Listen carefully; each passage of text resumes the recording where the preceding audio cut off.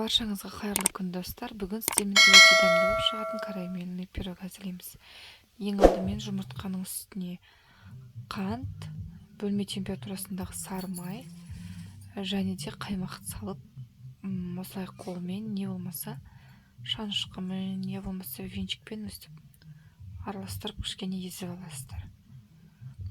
Одан кейін оның ішіне разрыхлитель салып, оны да қолымызбен жақсылап илеп жібереміз. Міне осындай жұмсақ болып қамыр шықты. Енді оны салафанға салып, начинкамыз дайындағанша тоңазытқышқа қоя тұрамыз.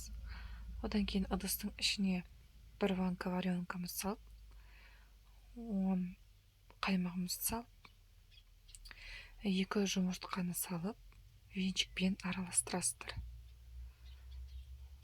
1 келкі масса болғанша венчикпен араластырамыз.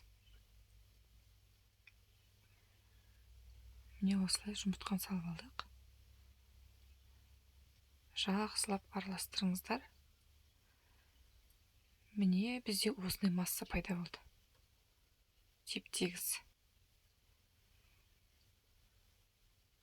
Енді оның үстінен біраз қысық кукуруз крахмалын саламыз. Тағы да жақсылап араластырып жібересіздер.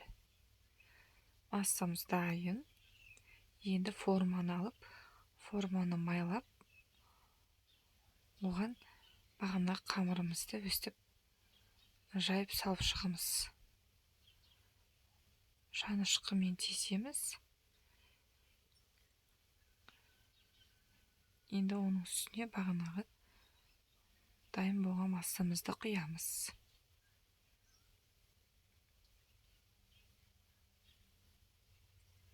Не осылай бәрін құйып аласыздар. Үсті бір келке етіп жан-жағына жайғастырып аласыздар. Не дайын. Енді оны 180 градуста 30-35 минуттай пісіреміз. Ас болсын.